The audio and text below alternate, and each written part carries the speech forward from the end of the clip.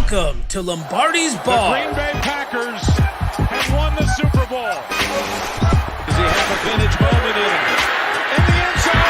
It is caught for the lead. The Green Bay Packers are going to be world champions, NFL champions for the third straight year.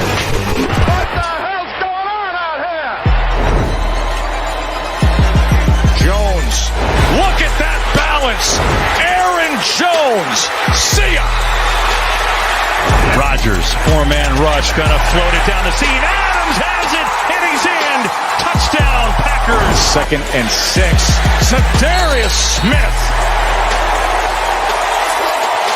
The beat goes on.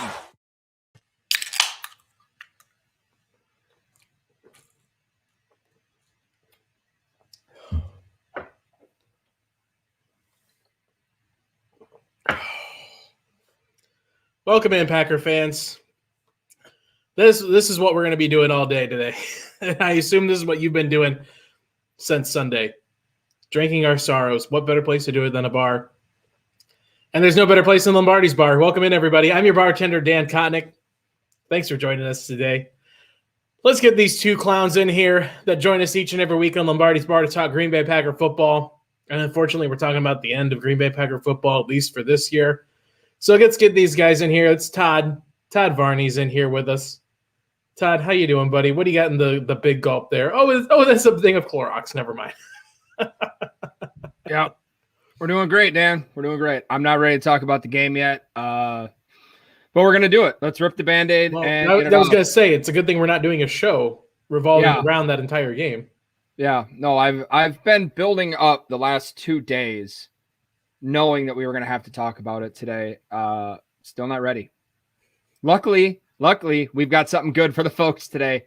So you only get a little bit of us. Yeah. No, I appreciate, Todd, I assume that you nailed this interview or got us this interview so that we didn't have to talk as much about the game. And either if true or not, I appreciate that we don't have to talk about this game. I had absolutely nothing to do with it other than answering a message. So it was Joe honestly just saved us on that one. God bless Joe Thomas. Let's get this other guy in here. Jimmy Christensen's joining us. Yeah, I guess so. There we go. What is this? Is this the three-eyed owl or whatever it is? No, this is Michael Collins, the Prediction Irish Whiskey. And I'm going heavy today because that game sucked. Honestly, though, I think we need Todd. I think you should brag way more that a Hall of Famer messaged you to join the show. That's the most impressive part is you didn't have to message him. He reached out to you and was like, hey, Jimmy's like my favorite person. Dan's an awesome bartender. You suck. Can I come talk to you guys? Yeah, I think it was more and we kind of picked up on it. You know, he mentioned he grew up a Packers fan and he was like the rest of us. I think he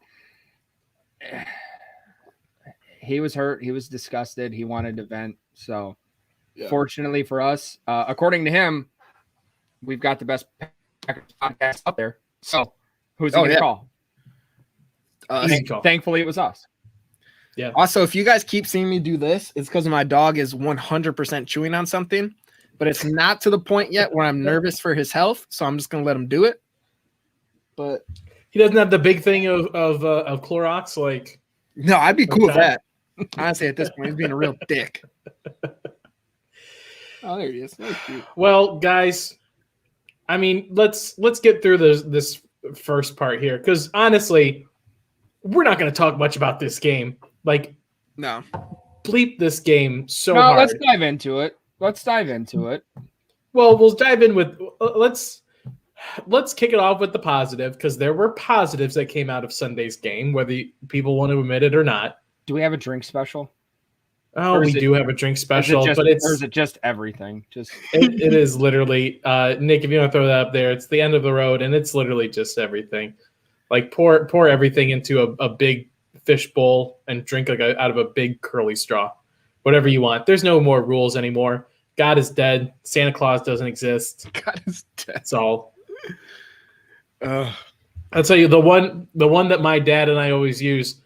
after the 2014 game, the NFC Championship, we watched that game together, and we were trying to like get ready to go to sleep afterwards, and we were all trying to find pillows and stuff. And I asked my dad, I'm like, Dad, are there any pillows over here? And he like was rolled away from me, didn't even say anything, or didn't even look at me, and just said, "There are no pillows. There's only pain." And that is if that's not the bleeping mantra after each one of these NFC Championship games, I don't know what is. All right, so let's talk. First of all, whoever put that in there, Cad.news, that's a great idea. I'm going to do that literally after. Yeah, you don't have a Kong for the dog? I do, but I just put peanut butter in it, and that little bastard just, and then it's gone. So I gotta get something else.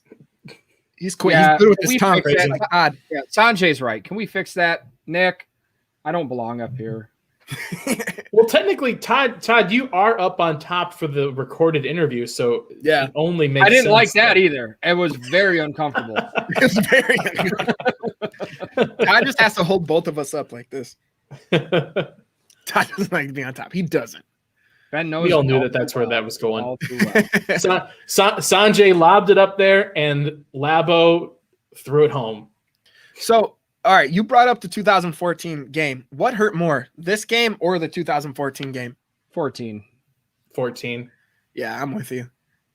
We were booking hotels to stay in Green Bay for the Super Bowl. We had champagne chilled for that game. Yeah. But this one, I was more confident, though, going into this game than I was going into that 2014 game. Just because Seattle kicked our ass early in week 1 of that season. Well, I guess Tampa did this one, but for some reason, the team seemed different right now. So I guess I had more confidence now going into the game than I did in 2014. But obviously, during the game in 2014, I was pitching a tent like the whole time until the last quarter. Boner talk. Yeah, it's like it's a little bit of both, because like 2014 hurt because they had the lead, like it was basically theirs. Like that onside kick, you recover it, you're going to the Super Bowl. There's no ifs, ands, or buts, you know. But this one, it was like they were never like really back into it until late into the fourth quarter. You know, about midway through the fourth quarter when they got within the one score, and it felt like that could actually happen. But it hurts more, I think, because it was at home to Tom bleeping Brady. Yeah. Fuck Tom Brady. All right. Let's get positive. The whole time too. Let's get positive. Let's buy around. Who are we buying around for after Sunday's game? Who do you guys like? Todd, Mr. Clorox Bleach, I'll let you go first. I'm gonna go friend of show Kenny Clark. Mm-hmm. Guy was a beast. The last month, Kenny's came on strong. Absolutely just been killing it. Had that big sack on Brady that literally, I think he just waved his hand. It looked like it at Brady, and he went down. Like there wasn't even like a grab and pull. He just like, hello, I'm right here. And Tom was like, I'm gonna go down. And then Mike Patton was like, let's not pressure this guy anymore. He seems pretty fucking elusive. Jesus Christ. I'm fine. Jimmy, who are you buying around for? I'm buying around for Jair. Jair Alexander was phenomenal, just like he's been all playoffs. He was last week against the Rams, 1 reception for -3 yards. What was it? He held quarterbacks to a 0 QBR when targeting Jair. So he really made up for the shit show that was Kevin King, which we'll get to in a little bit. But Jair, you beautiful, beautiful soul. I hope you're in this green and gold forever, and I will name my child after you. Jair Christensen. Yeah, Jair has such Jair Alexander Christensen. I'm going. There you go. All right, that I like that better. I'm buying around for MVS because like straight like I figured right when he caught that touchdown pass, which is that's a usually a drop from MVS, or at least a 50-50 ball. In the air, and everybody in the stadium collectively held their breath. Like, yeah, it was just, yeah. But when if he makes a catch like that, I was like, all right, this dude's on it today.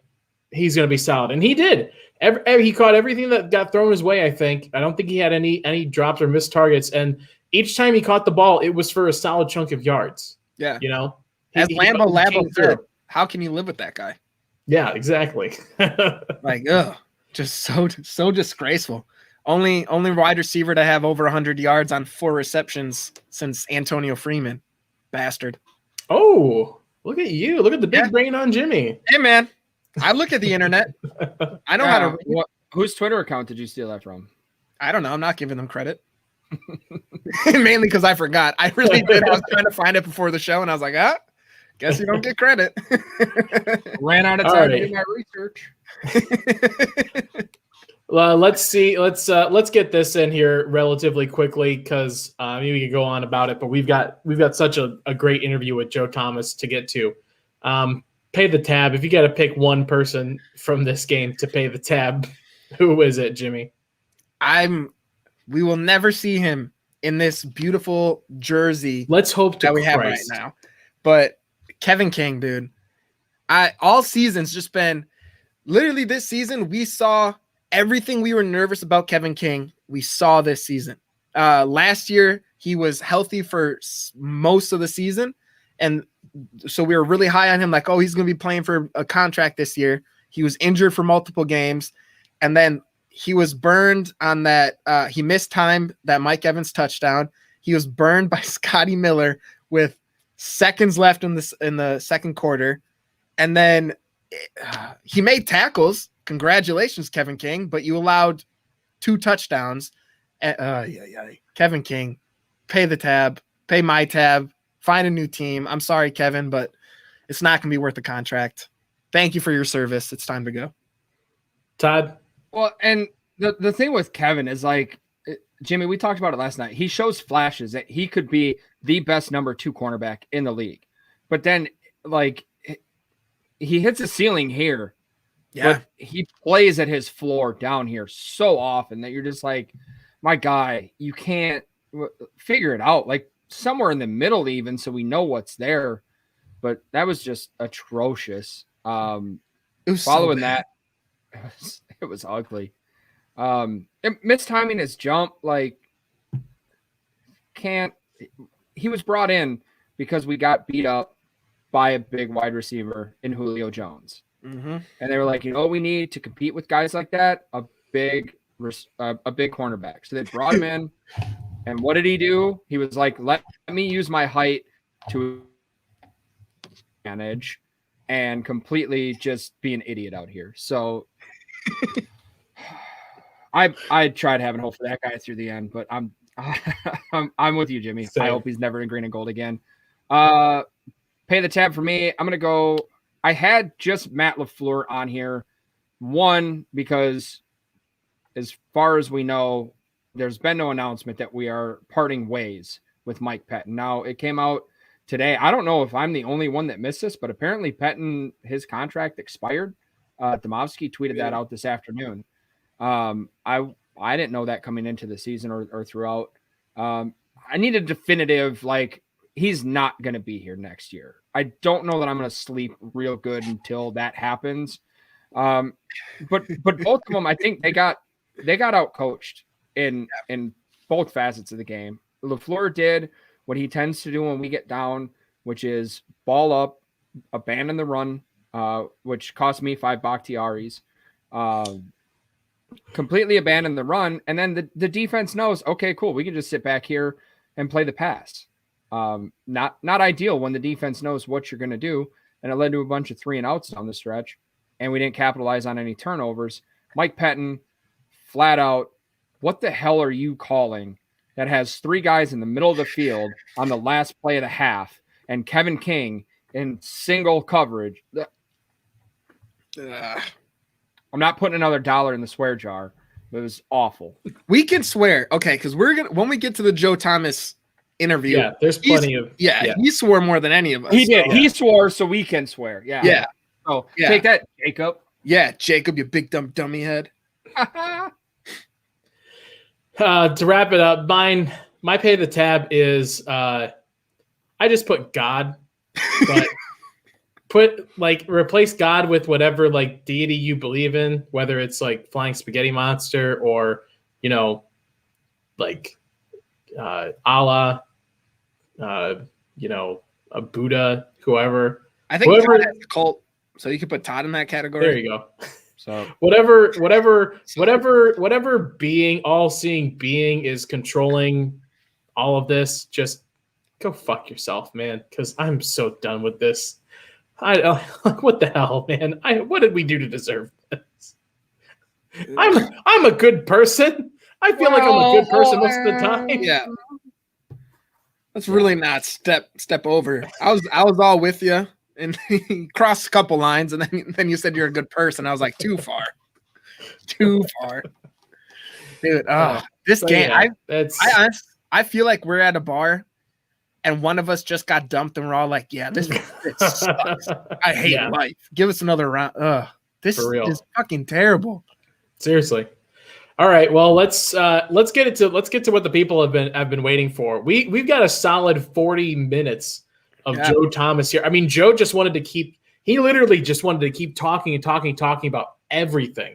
Like anything that we asked him, he wanted to just keep going on and on. Yeah, let's yell at Dan, Todd. Go ahead. I know you want to. Well, it's gonna start with yelling at you, Jimmy.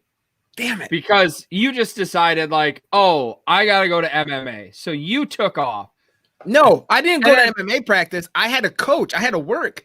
And I didn't think Joe was gonna talk with us this long. So I was like, all right, we're talking to him at 3:30. Then quit your job. Who cares? I gotta leave at 4:15. And then all of a sudden Joe's like, oh my gosh, we're all best friends. I want you guys to live with me and move in. And then it's like, Joe, come on, man. He could have done another 15 minutes, I think. Well, he would have until this guy right here goes, well, you know, Jimmy's going to take off. Joe, we'll let you. I had to leave too. We got two, man. Oh! All right. Hey, by the way, while we're passing blame, this is your Lombardi's Bar Podcast at gmail.com. I'm looking for two new co-hosts. Just have a flexible schedule when a Hall of Famer wants to jump on. Todd, we asked you, hey, how long is this going to be? You're like, oh, I don't know. I asked him. You didn't answer. And then you never got back to it. Which means he's open. Let's go. I sent him all of the questions. We got through so half of them. We just gone for 2 hours. We would have a 2-hour Lombardi's Bar, just Joe Thomas talking about, Nick, get these. Is there anybody in the comments? Get to the damn interview. I would have been fine with 2 hours. Joining us now on Lombardi's Bar. I mean, it was a big get the first time that we got him, and then after that, we had a run of the amazing Packer players. We had Kenny Clark and Jamal Williams come on, and people kind of forgot about Joe Thomas. So now we're bringing Joe Thomas back to sandwich this whole thing and bring Lombardi's Bar full circle at the conclusion of the season from the NFL Network and future Canton Hall of Famer. I said that last time. I feel like I need to say it every time to make sure it stays in the minds of the voters. It's Joe Thomas joining us. Joe, how you doing, man? I'm doing great. I'm just your groupie at this point. I'm not much of a get anymore. I'm just begging you to let me on the show. So thanks for having me. And the door is always open. We've always got a bar stool for you, Joe. I love it. I ask fits nicely on a bar stool these days. So. Perfect. So, Joe, we were before we started recording, we were talking about your whole home setup here, and this is the whole scene that people see on NFL Network and everything. So, you've spent now officially almost an entire full NFL season broadcasting and working from home and doing all these things like Thursday Night Football remotely. Just talk to us a little bit about what that experience has been like for you through this whole season, trying to work and comment on a NFL season like you guys do working remotely. Yeah, it's been interesting, and there was a big learning curve because this was my, I think, third season doing Thursday Night Football, and we're used to being on location. I really was excited when I took the job originally doing Thursday Night Football because we go to every Thursday night stadium, and as you guys know, no team has more than one Thursday night game, so that meant I was going to see about half the stadiums almost every single season, and there weren't going to be any repeats. And so I was going to get a good look at every single team. I was going to get a good opportunity to see the fan bases and enjoy the different cities. I mean, it was like a football fan's dream to be able to go travel around the country, seeing all these great Thursday night games, staying in the city.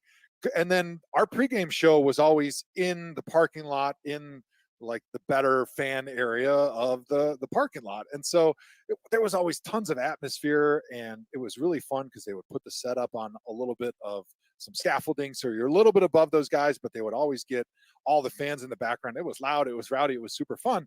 And so there was a little bit of a learning curve of doing live TV like that. But it was so fun. And after a couple seasons of that, I felt like I was in a pretty good flow.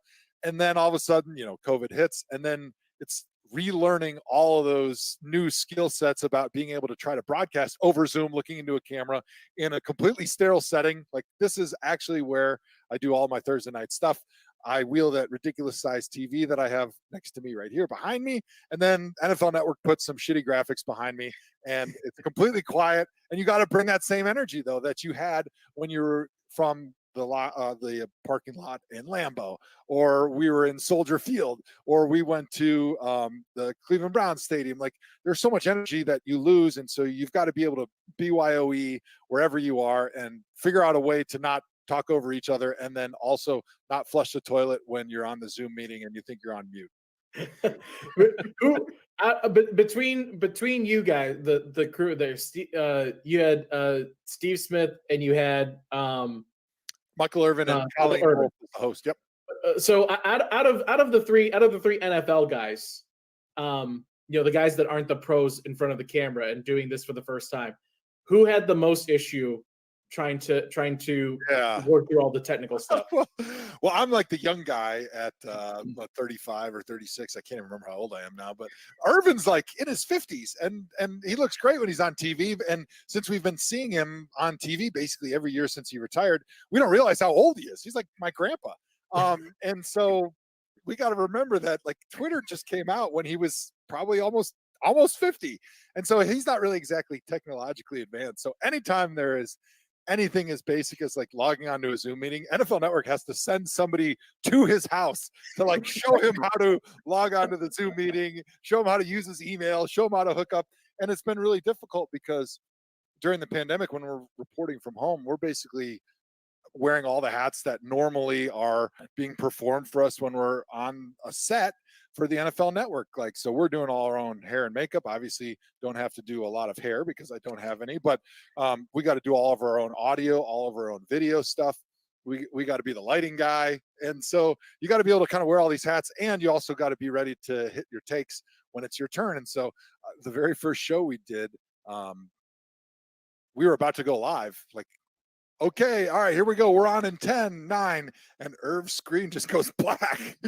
Like, his Wi-Fi went out before the very first time we were trying to go on Thursday Night Football for our pregame show, and I could hear the producers in my ear just going batshit crazy because they were panicking. They didn't know what to do because, as you guys know, these shows are pre-produced, and so you have topics, and you kind of know where everybody stands on certain things so you can get good banter, and then they try to let one person go first. So then the person who has the other side of the argument, they're going to go second and kind of counter the argument. And you can have robust chatter going on. And so we lost Irv for the entire first 15 minutes of the show, which, we probably made it look okay, but I still think that all the work from home, like Zoom meeting, pregame show stuff, it does look a little clunky, and it's definitely not as good as being in person.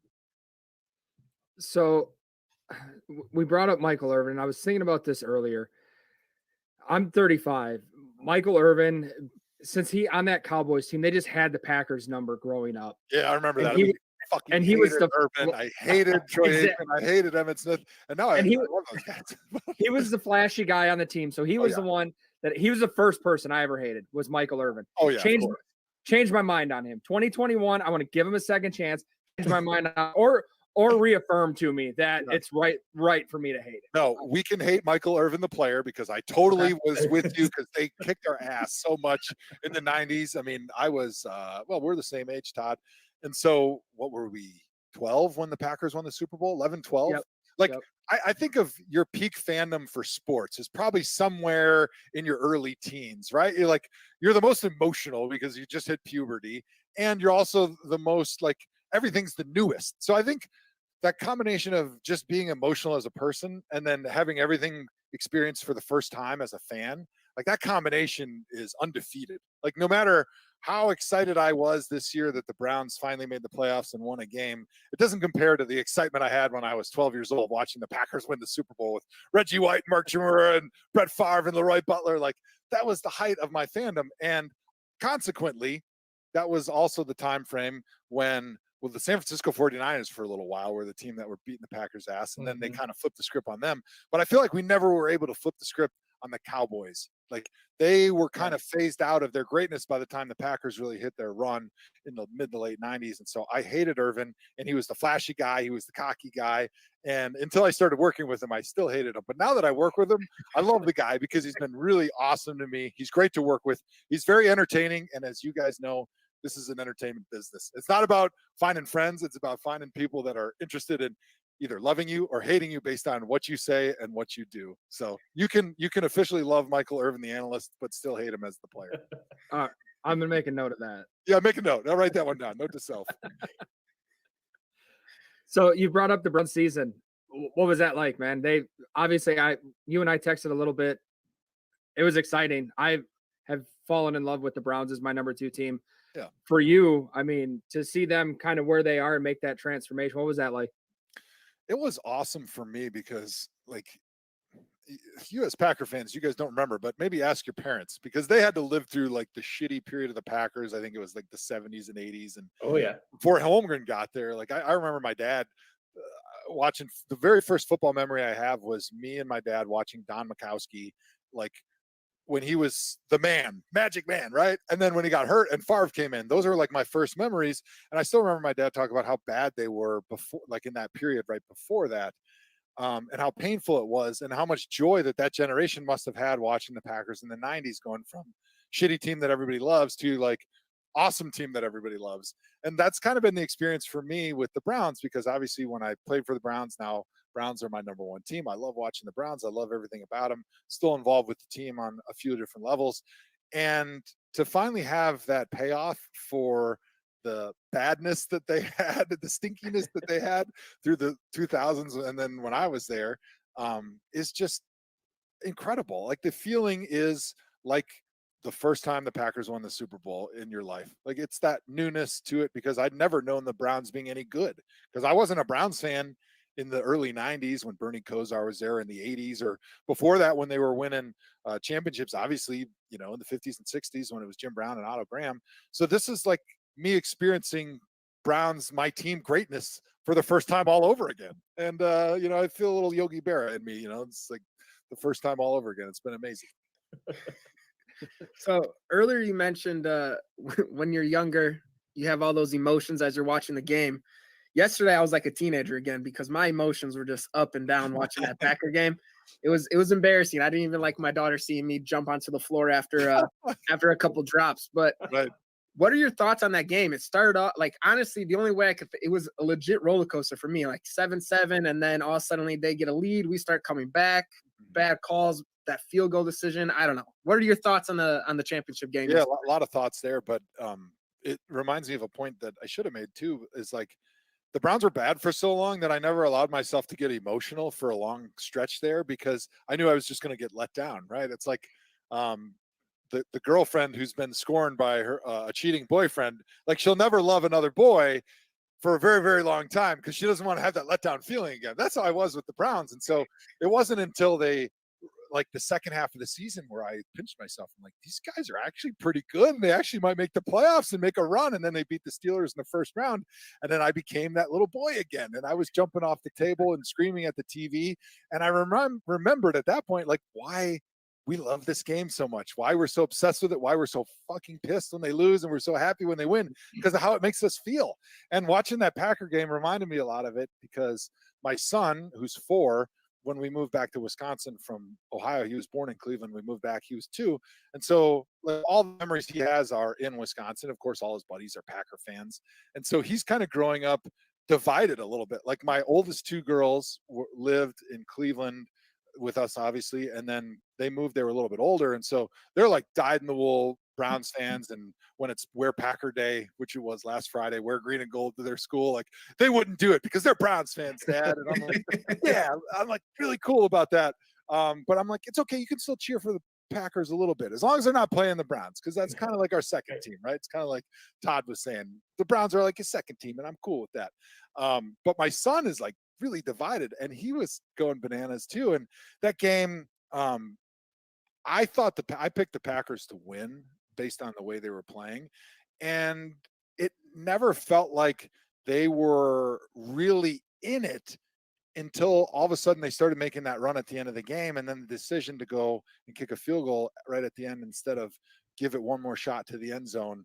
That crushed me, obviously, but we can get into all that. But I was emotionally kind of on that same level. I was really invested after the Browns lost in the Packers and they let me down. So maybe I shouldn't do that anymore. What do you think the biggest, and I dive into the game a little bit, what do you think like I know there are a few of them, but what do you think the biggest mistake on the Packers end was in that game? You know, I think it's hard to just list one, but when I look at what were the biggest mistake, maybe categories, the number one thing was the missed opportunities. When I think back to that game, I think of the Davante Adams drop touchdown pass where Aaron Rodgers threw a really nice back shoulder throw. It's not like a simple catch because Davante Adams is spinning around trying to catch a ball that's outside and away where only he can catch it, but that's a routine catch those guys make 30 times every single practice. And so that's an opportunity you can't allow to miss in a championship type game, because you know that the other team, they're just as eager to make those plays. And a lot of times in that situation, the team that doesn't miss those opportunities is who wins. Of course, then you've got the 2-point conversion that was dropped by, I think it was it MVS in that situation? EQ, Equanimous. Oh, yeah. So, all right. So those are huge because in those situations, obviously the drop 2-point conversion is you lose 2 points. But when you drop a pass in the end zone, it goes from a touchdown 7 to 3. That's a 4-point swing because they weren't able to score a touchdown on that drive. Those are huge. Drop passes are like turnovers, especially in big games. And their inability to score touchdowns in the red zone was a huge missed opportunity. And the final missed opportunity that I'll go to is the interception down the sideline when Brady just threw the punt up into the air, and one of the Packers secondary players went up and just completely dropped it. And I started to think, like, these are players on the Packers team that normally are making these plays, and they didn't make them in these big moments. Like, did they feel the pressure of the moment? And that's kind of what I've gone back to. Like, it felt to me that the Packers felt the pressure of playing at home at Lambeau Field, of being the favorites, of Aaron Rodgers having the best season probably of his career, probably going to be named the NFL MVP. And it seemed like that team felt the pressure to win because they were supposed to be there and they were supposed to win, and they were supposed to win for Aaron Rodgers. And then you heard the comments from Aaron Rodgers after the game about the uncertainty of maybe his own future. And I wondered how much that was weighing potentially on all these guys' minds to lead to these uncharacteristic mistakes and missed opportunities. So you kind of mentioned right there, it led right into my next question, is the Aaron Rodgers comments after the game on his future.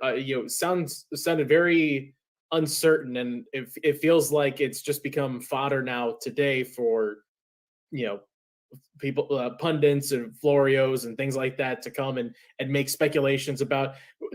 How much do you take those comments post game as like kind of what you said, maybe just feelings in the moment, or can you extrapolate that into what you think happens in the future for him? Yeah, I know Aaron a little bit, and he's extremely bright. We all know that. And we know how pissed he was when the Packers drafted Jordan Love last year instead of giving him a weapon at maybe a receiver or maybe helping that defense a little bit.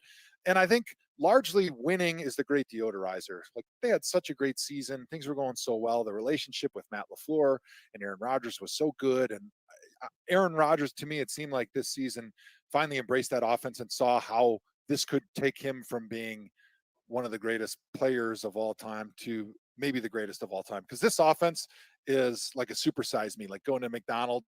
It supersizes all the talent that you have because it makes you so diverse. It makes the defense defend every blade of grass on the field because you're running sideline to sideline in the run game. You have so many different screen options off of it. You have so many different big play options through the play action passing game. And then on top of that, then you have your just traditional drop back passing that Aaron Rodgers has done throughout most of his career. And so this offense is just so well suited for Aaron Rodgers because of his mobility also, that I think Aaron Rodgers saw like this is just the perfect situation for him. And then he's got the best receiver in the NFL with Devontae Adams, Aaron Jones, arguably one of the best running backs in the NFL. I think Nick Chubb from the Browns is better, but we might disagree being Packer fans. But I think a lot of maybe the disappointment from Aaron and the frustrations with the front office based on what they did last offseason, it was swept under the rug because you win a Super Bowl and nobody cares, right? But you lose this game and you come up short of the Super Bowl, and all of a sudden all of those pains that he had kind of bubbled to the surface, and you saw it after the game. And so I don't think Aaron Rodgers made those comments about, hey, who knows, maybe my future is uncertain too with the Packers. He didn't make those not understanding what the repercussions would be, in my opinion. I think he said those things because he's bringing up what the GM did to him last offseason by drafting a quarterback and basically saying to Aaron, like, we're not going to sell out to give you all the weapons you need this season to win a championship because we're looking down the line into the future. And this, he knew the reaction, in my opinion, was going to be with a lot of vitriol from the Packers fan base, from the national media. People were going to then remember the mistake that the Packers made in drafting Jordan Love last season. And I think Aaron Rodgers did that on purpose because he was pissed and he was emotional and he wanted everybody to kind of direct some of that anger and pissed offness that he's feeling back at the front office for what they did in the spring. I'm interested to hear what your take is, and if you feel like I missed the mark on that, because the Packers fans that I have in my life, which are many because most of my family still lives in Wisconsin, and even when they would come to watch me cheer for the Browns, they'd be wearing Packer shit underneath. So I get it. But all those people kind of had the same thing. Like when they heard those comments from Aaron, it made them mad all over again at the Packers front office for not helping in other ways and drafting the quarterback of the future when you still have the best player in the NFL. It felt very much like we've seen like that Zen Mo, like the Zen attitude from Aaron Rodgers about it. And I think that's 100% legitimate. But I think once that gets pushed to a certain breaking point, it's like, all right, I'm allowed to be pissed in this moment here. This sucked. I'm going to be pissed off about it for a little bit. But yeah, I totally agree.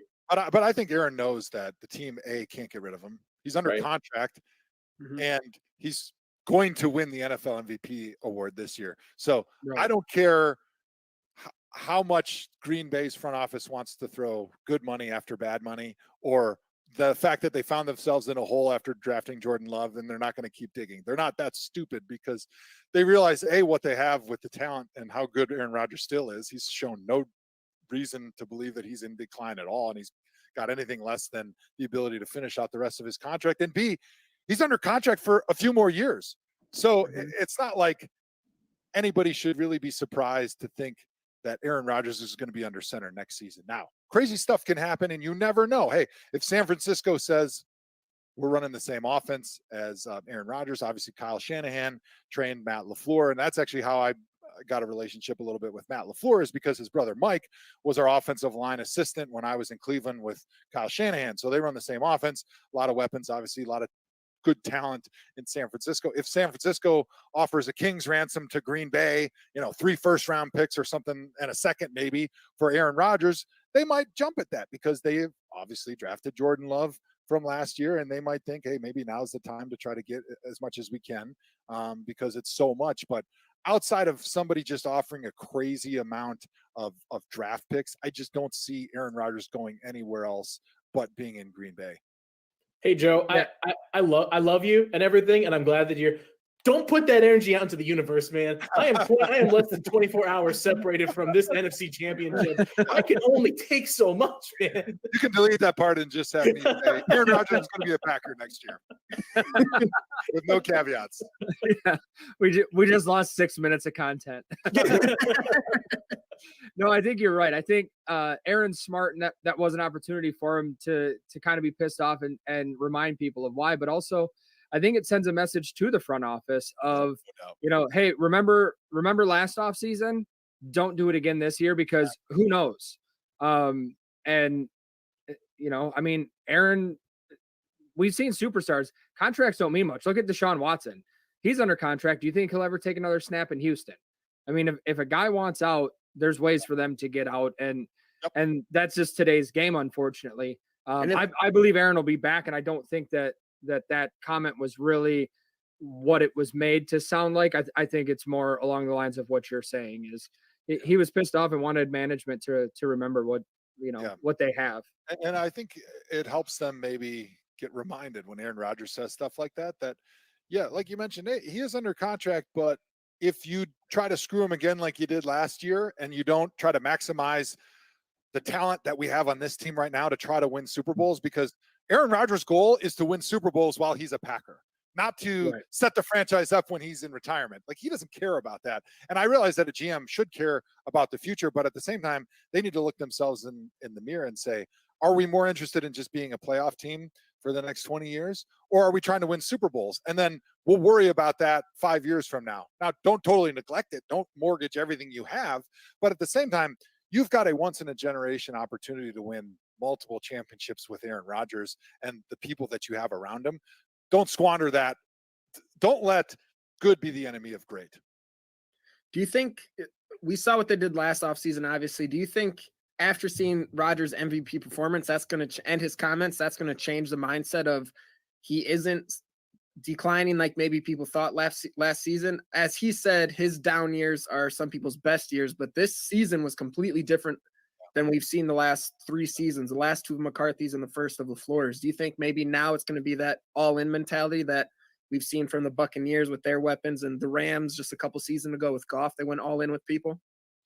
Yeah, I hope the Packers learn from what the Rams did. Like, the Rams went all in. They made it to the Super Bowl. They lost, but they're not crap right now. Like, they still have a good foundation. And yeah, they had to get rid of some of the older talent that they had.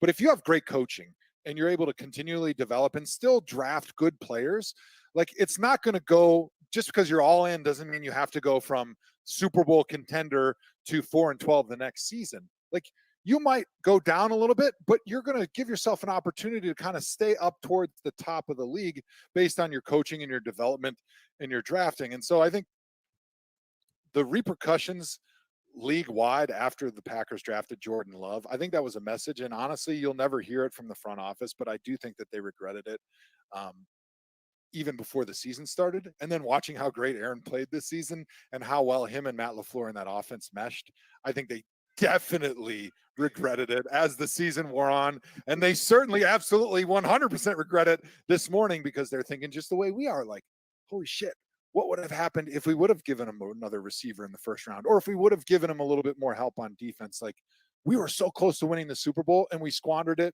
and we squandered that opportunity by drafting a guy that didn't see the field this season. So what do you think his future is? Like, Jordan Love's future at the Packers. Do you think he's going to be a Jimmy Garoppolo where he's in the future, he's going to be traded?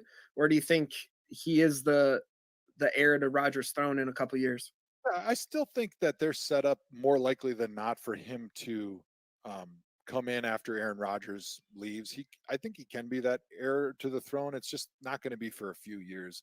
The good thing about rookie first-round quarterbacks is they are relatively cheap compared to second contract quarterbacks, and even really solid backups are getting paid a lot of money at quarterback because there's a high likelihood that they're going to play. And when they're in the game, like, they're your starting quarterback and they're the most important person in the franchise. So you want to value them and pay them as if you value them like they're going to have to chauffeur the franchise through tough water sometimes. Look what the Chiefs had to have against the Browns to win that game. They had to have Chad Henne come in and convert a fourth down right at the end of that game to be able to give them the opportunity to go play the Bills and get Patrick Mahomes back. So the backup quarterback position is valuable, and I think they're still on a good path to be able to allow Jordan Love to sit behind Aaron Rodgers and learn. But the question becomes, I mean, Aaron is getting older, but we're seeing guys like Tom Brady and Drew Brees play well, period, into their 40s. Drew Brees maybe not playing well when he's in his 40s, but Tom Brady's certainly playing well at 43. You wonder, like, if Aaron Rodgers gets to 41 and is still kind of playing the way he is right now, and Jordan Love's in his 5th year and you have to pick up his 5th year option, or maybe you do pick up his 5th year option, like that significantly hampers your ability to build the rest of the team, because now you're paying a guy that's not seeing the field $25, $30 million. So I think it all kind of depends on how long Aaron Rodgers plays and how long he plays well, but it's just going to depend on, okay, what does he look like next year? All right, we're getting a little more nervous about Jordan Love. What does he look like the following year? Like, if Aaron is still playing great football at the end of his contract, you got a really hard decision to make. But I think this offseason, it's still easy to keep him. If you get a first-round pick for him, maybe you take it. But if you're only going to be able to get a late second or a third, I think you keep him. It doesn't make sense at this juncture right now, this offseason, to trade Jordan Love. But the one advantage is, nobody else has seen Jordan Love do anything. Like, there was no preseason, there was no open training camps. So the people that know the most about Jordan Love are the Packers. So they kind of have that ability to peek under that blackjack card and see what card they have to decide what that trade value is. And if you see them make a trade, you got to believe that they feel like they got really good value, whatever it was, even if it is maybe not as high as he was picked in the first round. Right. That's going to be so interesting to see. So going back into yesterday's game, because it's like we said when you jumped on, we're in therapy right now. That field goal, I think kicking it was the right thing to do there. You take the points. Essentially, you're playing for the win, not the tie. You're saying, we can try and score, get the 2-point conversion, have a tie. We're kind of looking at overtime at that point. This way, you're saying we're going to take the points. Hopefully, our defense holds. We get the ball back, and we score a touchdown to win the game. In my head, while I was there, I was thinking, like, cool, I might get to see a Rodgers Hail Mary to take us to the Super Bowl. Unfortunately, he didn't get the shot to do that. Where were you at with that field goal? So I haven't had the benefit of listening to, like, what is the analytical argument, because I'm sure there's some pencil heads somewhere that have already kind of dialed up, like, what was the right decision and based on all the factors. But when I was sitting there looking at it, I was thinking, okay, they need a touchdown in regulation to win no matter what. It's not like kicking a field goal gave them an opportunity to go down and kick another field goal to tie it. Like, they were still behind 5 at that point in the game after they kicked the field goal. So you still needed a touchdown. And if you like what your defense is doing, why not go for it? Because if you don't get it, now Tampa's backed up on the 10-yard line, and your defense, with the same number of timeouts, the 2-minute warning, all the same situations from a timing standpoint, you've got them backed up even further than you would if you kicked the field goal, kicked off, and they got the ball on the 25-yard line.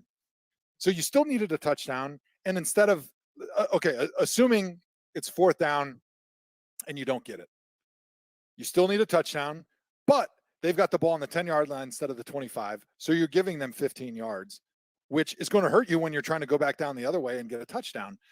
So it didn't really make a lot of sense to me why you would want to be in that situation, especially thinking that, all right, what are the odds that Aaron Rodgers converts one play from roughly the 10-yard line for a touchdown and then gets a 2-point conversion, versus what are the odds you kick a field goal, you kick it off to them, your defense somehow is able to stop Tom Brady, which they didn't, and then you're going to get the ball back with no timeouts, no 2-minute warning left, and you're going to have to go almost probably the length of the field at that point to be able to go down and score, which you still need a touchdown. It's not like you can't kick a field goal, so you're probably looking at a Hail Mary situation. Now, I know Aaron Rodgers is good in Hail Mary situations, but if you kind of factor all those things that didn't make any sense as I said them into your head, basically you're saying you think the chances of Aaron Rodgers throwing a Hail Mary for one play to win the game are better than one play from the 10-yard line, which is kind of what it ends up shaking out to be. Right. Yeah, I'm wrong. I'm wrong. Yeah, not that you're wrong. You convinced me. I'm wrong. If it works out, like Matt LaFleur said after the game, like, hey, if it works out, he looks like a genius, right? And that's the hard part about being a coach, is you've got to live with your decisions. But that was the one point in the game, and from the Packers games that I saw that season, it looked like Matt LaFleur got cold feet a little bit, and he tightened up and was playing not to lose. He was afraid to fail. Whereas typically all the guys that come from the Shanahan tree, they never play tight. And this is very true about Belichick too. Like, they're always aggressive. They're always playing the exact same way, which makes them unpredictable and difficult to handle. And overall, if that's your mentality that you continue 24/7, 365. It's going to give you a better chance to win in general on any given Sunday than it is if you always get tight and play conservative in bigger moments and bigger situations, because now the defense knows what you're going to do. They're able to call defenses that have a better chance to be able to stop you.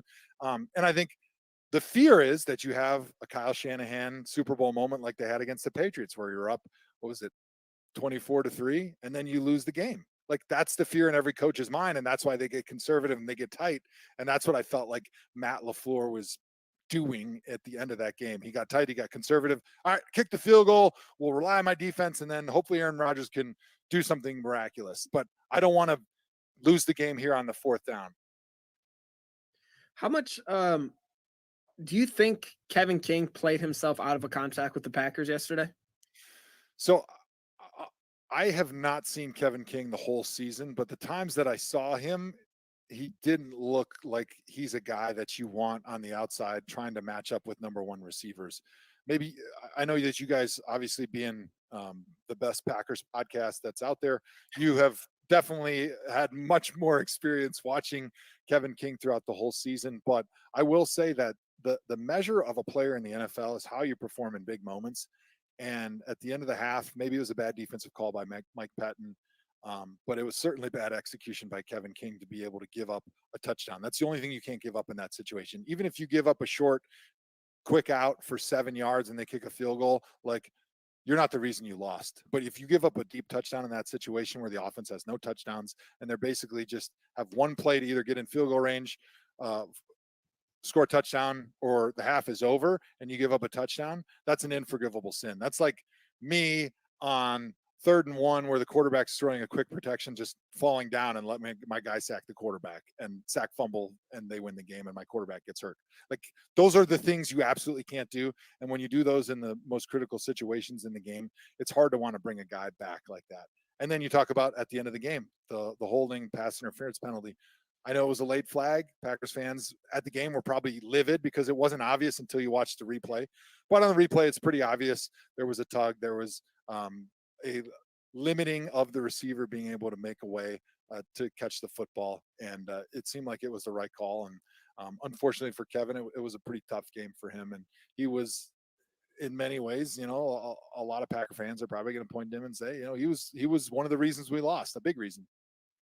I want to ask a question, sort of a general question for you about that. And being an NFL guy, you're in the moment during a game like that, because I think Packers fans, especially, and I think a lot of national too, saw early on that first half into the 3rd quarter, the referees were very clearly making a point to not call any, like, not even the contact down the field, but just no flags. Like, it seemed like a very big point that they were making to not call flags. And so when you're playing a game like that, do you guys pick up on that vibe of, here's what the referees are allowing right now, here's what they're not allowing, we're working on this to try and, coaches are in the referees' ears? Do you get a vibe out of that, and do you play differently based on what you're seeing from the referees throughout the game? I think some of it might be subconscious. You might be playing a little bit tighter. Like in the secondary, you might feel like you're getting away with a little bit more pushing, a little bit more pulling, a little bit more tugging. And so you're going to play maybe a little bit more aggressive, a little bit more physical. From my position, though, I never had to deal with that, because, like, the only time I would hold is if I got beat. And I'm not going to purposely get beat just so I can hold and get away with it if I feel like the refs aren't calling it. And if I get beat, I'm still kind of using my technique to make it look like I'm not holding when I am holding, so I can try to maybe get away with it. But, subconsciously or consciously, I'm not really changing how I play. But I think that definitely happens on the outside with receivers and cornerbacks. But from a referee standpoint, why we see them a lot of times swallow the whistle in those bigger games is, we always had a saying called, I don't want to be the reason. We just talked, Kevin King was maybe the reason. Joe Thomas, I never wanted to be the reason that my quarterback got hurt, that my team lost, that my running back got tackled, that my quarterback got sacked. And refs don't want to be the reason. They don't want to be the reason that people on talk shows on Monday morning are complaining about the officials because they threw a flag that was questionable. And so a lot of times the bigger the game, the bigger the moment, the more they become conservative and they don't want to throw the flag. It's a lot like why Matt LaFleur became conservative and kicked the field goal. Like he didn't want to be having to answer questions about, oh, why'd you go for it on fourth down? You shouldn't have done that. You should have kicked the field goal. Even though, as a ref or as a coach, no matter what decision you make, if it doesn't turn out, you're going to be criticized. But I feel like the criticism gets more if you're aggressive, for maybe that's just human nature. So before I have to actually leave before these two, I have to go coach terrible little kids. So I'm going to ask you one more. Yeah, I know. I'm asking one more question before I have to head out.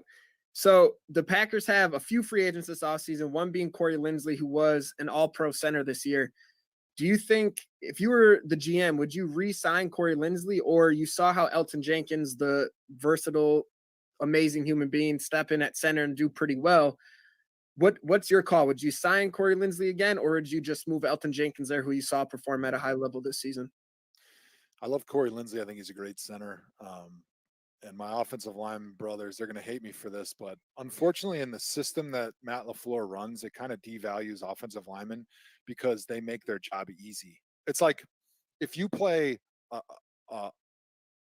coverages in the secondary that make it easy on your cornerbacks to have success, well, then you don't need as good of cornerbacks and you can spend that extra money somewhere else.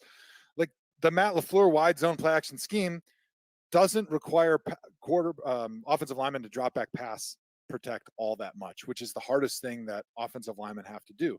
And outside zone scheme blocking is something that most guys that are athletic, that are willing to listen to coaching and work hard can learn. And so it's much easier to find quality offensive linemen to fit this scheme than it is other schemes where it's more of a drop back passing and you are required to one-on-one pass block a lot more. So with that being said, especially with the salary cap kind of coming down, it would be hard for me if I was sitting there as the Packers GM to want to pay top market dollar to my center in an offense where the center does not really have a very hard job. I would want to be able to spend that money where maybe we have other issues that are maybe more difficult to fill in, like in the secondary, like cornerback potentially, maybe at the linebacker position. Maybe you want to find, you want to re-sign Aaron Jones. Like there's a lot of other ways to spend that money that I think would give the Packers more value, more bang for their buck than paying a center at the top of the market, which I don't know what that is as a center, but probably like 15, 16 million a year. That's a lot of money that you can spend on other positions on the field that I think you're going to get a lot more bang for your buck. Well, Joe, since Jimmy's ready to jump out of here, we'll get you out of here too on this one quick. Just Tampa Bay, Kansas City, in Tampa Bay, getting to play under their home lights for the first time in the history of the Super Bowl. What's your Super Bowl prediction early on? Do you have a feel for it? Any vibe either way? Yeah, my early prediction is the Chiefs are going to win just because of how great Patrick Mahomes looked in that last game. And honestly, the Chiefs defense was kind of maligned early on in the season, but they turned it on late. And when you watch how good that secondary was at covering those Bills receivers, that was really impressive. And that made me think, hey, they can match up pretty good against the talent that the Buccaneers have at receiver. And then they have really good pass rush, which on defense, if you're a team like the Bucs, like the way to get to Tom Brady, which has been forever because he's not mobile, is up the middle. And they got this guy, Chris Jones, who's one of the best interior pass rushers in the NFL, probably second behind only Aaron Donald. So they've got a formula on defense to be able to limit the Bucs offense. That is really impressive. Patrick Mahomes playing as well as he did last night. If he does 90% of that in the game at the Super Bowl, they're going to win by 2 scores. I think the only way that the Bucs win is if they're able to pressure Patrick Mahomes with 4 pass rushers without blitzing off the edges. We saw how much Aaron Rodgers got terrorized off the edges with Shaq Barrett and JPP because the Packers offensive tackles did not do a very good job blocking for Aaron Rodgers. He was sacked 5 times. I think if they're able to get that type of pressure like they did on the Packers, then the Bucs have a chance. But that's their only ability to win. They get turnovers. They are perfect in the red zone, which is something the Packers weren't. And then if they can get pressure off the edges and get sacks of Patrick Mahomes without having to blitz. If they do that, they have a chance to win. But outside of that, I like the Chiefs. I like it. I think we'll all be happy about Tom Brady not winning a Super Bowl after what we Is had that to something watch. we really need to see again? I feel like I've seen that movie. We've seen and I that don't like story before. Yeah, we don't need that. Well, he is Joe Thomas from the NFL Network. We always say future Hall of Famer, and I think we can say Lombardi's Bar Hall of Famer now at this point. You can find him on the social media at Joe Thomas 73. Joe, thank you again for taking the time to do this with us. We always appreciate it, and I have a feeling this won't be the last time we talk. So I guess I'll say until next time. I'll be stalking you guys in your inboxes, so make sure you block me or put me in the spam folder. Thanks again for having me, guys. So how about that, guys? Again, Joe Thomas coming on Lombardi's Bar with us. Dude, that's never going to get old, talking with Joe Thomas like that. No, not at all. I, again, appreciate you guys both needing to take off there and cut the short.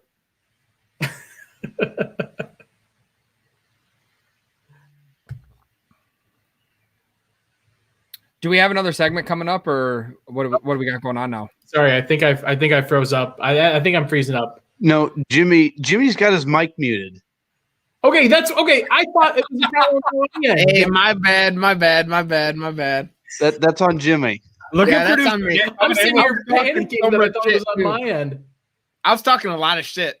I was talking a lot of shit. How about producer Nick coming in? He's got that new internet connection. He's just got to flex on us. I know, am it's disappointed all there's no fancy. with grandma and grandpa behind him, though. We're gonna have to fix that. Yeah. Well, as I said earlier, I got it just in time for us, to end the season. What's your hat say? What's the bill say? Underneath it says we're all kings. I don't know. Are you a Kings fan? Yes. All right, so you're a big fan of Tyreek Evans? He's still on the Kings or what? Did you guys fuck that up or anything? Man, it's one of those things like I follow, but not closely enough to actually know who's on the team. Oh, it's cool. We're a hockey podcast now. Oh yeah, that's right. Predators, right? Go Pred. Go Pred. I don't know any other hockey teams besides Predators because you mentioned them. Admirals. I know they're not NHL, but they're in Milwaukee. They're the Preds minor league affiliate. That's true. Are they really? Yeah. Oh, you're welcome. And then Blackhawks. I know Wild because I went to school in Minnesota. Just gonna wait and see how many teams Jimmy can name in the next hour. No, that's literally it. Blackhawk and Wild. Hey, And Blues. The Blues are a team, Bruins, the Red Wings, like these are some classic sports names. Shut up, Dan. Ugh. Let's get to the drunk tweet of the week because I've been itching to get to this ever There was since a I saw lot. it. There was a lot. There this was week. there was a hell of a lot. We could do a whole show of drunk tweets. Can we just after murder Sunday's Mike game. Florio at this point? But seriously, Jimmy, I don't here's- think we can actually say that. Oh, sorry. Here's- Can we hang out with Mike Florio? Yep. I mean, I saw bad takes on Sunday, man. But dude, this is just the epitome of hot garbage.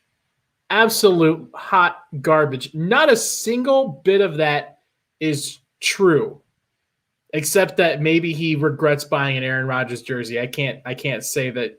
Tell him how he thinks. But all the rest of that stuff, man, like Nick, I've got the clip that, and I'll cue you on it. This is the clip that I put together as a nice, clear, concise response to not only that tweet, but all the other garbage, Florio, Skip, everything put together right like here. Play it. I Nick. like it. Knock, knock. Who's there? Fuck off. Mr. Leahy and Randy, the fuck off department. Mr. Leahy and Randy, the fuck off department. So I'm going to pay you $100 to fuck off. Don't you have some offs to fuck there, boys? What? Fuck off. Defense rests. Everybody can fuck off. Seriously. It's Knock, This knock, who's offseason there? Fuck off. All of you, just fuck off. How do you We come out of probably that should have warned game? the kids and my grandma before that segment. No. yeah. no. Sorry, guys, No. Grandma. There's no warning to any of that stuff. Dude. I don't Like, understand. if you come out of that game thinking, oh, Aaron Rodgers was the problem for this team today, What fucking planet are you living on? And real quick, Labo, I dressed up as Julian for Halloween last year. So yes, I am a perfect Julian. Rum and Coke is my go-to drink. So, but seriously, how do you call yourself? Like, I hate to be this. I hate to be the person that tries to claim you are a fan or you're not a fan, or who's a better fan because of whatever. But how do you claim to be a fan of the Packers? Watch that game and then come back and say Aaron Rodgers came up short. Hey, he only threw for over 300 yards and 3 touchdowns. He sucked. Right. If anything, the offensive scheme failed him more than anything. You cannot put that all on Aaron Rodgers. Yeah, there's this offseason is just in general going to be terrible. We're going to have to deal with Rodgers is unhappy. Yeah. We're going to have to deal with the team isn't going to make it back. Just like we did last year, the team isn't going to make it back to where they did this year. It's just going to be the same old shit. I don't know. I don't know. Janelle says this guy is not done with the bad takes. Sorry, Nick. I clicked. You go ahead and click it. Asking if he still deserves the MVP. Dude, I started following this guy, and I'm not trying to barstool this guy and get everyone to start tweeting at him about bullshit and stuff. But what the hell, man? What is all of that? Are you just trying to be a firebrand to build up your follow count or to get people to listen or whatever? Yeah. There's no excuse for any of that. It doesn't make sense. I'm still kind of upset that Ben said that I'm Randy. I get it. But it's uncalled for. Take your shirt off and cheeseburger walrus. Cheeseburger walrus. All right. Well, guys, I don't know. I think I didn't really even come up with any real bar bets. I was trying to think about them, but I was not in the mood for bar bets. I think the ones that I came up with were basically just about if Mike Pettin was actually going to get fired before the end of the week. And one of the other ones was, is life worth living? So that kind of explains the headspace that I'm in with the beer bets. I say we end this on a high note with our videos and interviews and everything else like that. And let's call it a day, and we'll come back next week. We got we're going to do show next week. We got all Super Bowl stuff to talk about. Unfortunately, it's not with the Packers, but we'll hate on Brady for a little bit. Is the Super Bowl, they're still going to do that? I don't know. I heard Roger Goodell called me. He's like, "Hey, Rodgers isn't in the Super Bowl. Should we still do it?" And I was like, "Raj, come on, man, just eat a couple M&Ms, calm down, and just do the Super Bowl." So I think they're still having it. And then I think we're back for 2 more weeks, aren't we?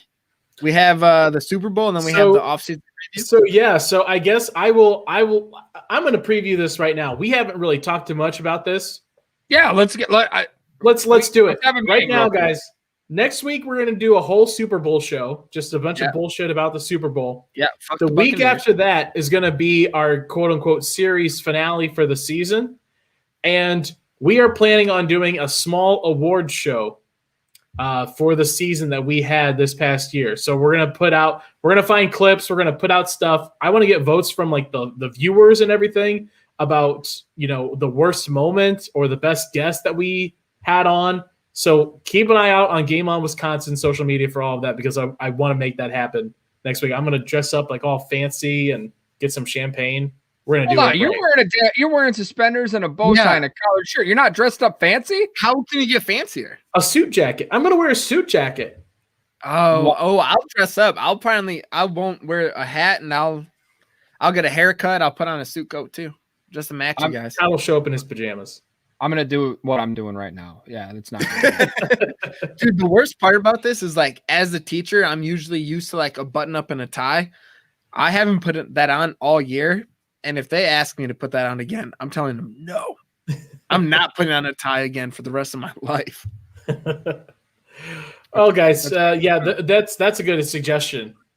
Jimmy, dress up in your UFC stuff. It's literally going to be just compression shorts and no shirt, but I'll do it. You got to wear the gloves. You got to wear the. I'll wear. I got a couple. I actually have a pair of tie-dye gloves that I train in, so I'll put on the tie-dyes. And Todd is a WWE wrestler. Oh, Todd, come as Rey Mysterio. Ben just wants to see me put somebody in the varnisher. Dude, we should wear some Lucha Libre masks. I don't breathe in those. I'll wear a Rey Mysterio mask for you, Todd, if you're not going to. There we go. That works for me. That works really well for me, actually. Usually when we hang out, one of us is in a mask anyways. Come on now. I thought we weren't going to tell the kids about that. All right, guys. Where can people find you out on the social media for the rest of the week here? Jimmy? You can find me Jimmy_C08, aka Little Jimmy James, as I say.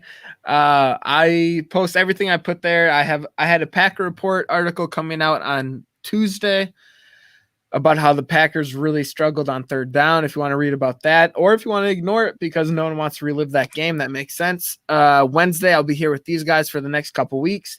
On Thursdays, you can find me on Pack a Day. That's when my episode comes out, and then there's no more pre-games, but Toddeth, me, Aaron from Twitter, Heroin, as they say, we'll have a podcast coming out in the next few weeks, so you can listen to that all off season until the boys come back. But that's where you can find me. Toddeth? Yep. Toddeth? Yep. At the Todd V on the Twitters and the Instagrams. I will have an article coming out Friday. Don't know. Unfortunately, there's not a key matchup this week. Haven't decided what I'll do. Probably some really lazy list that I'll just throw out late tomorrow night. That'll be out Friday morning. Otherwise, yeah, I've got the show going with this guy. Dan and I have a project in the works. That'll be out later. Probably about a month or so. 3 weeks, month, something. I don't know. Yeah, just about a month. All kinds of hot stuff coming out. So, Dan, more importantly, what do you have going on? Well, I have not a lot going on. I'm on social media at DK All The Way is where you can find me.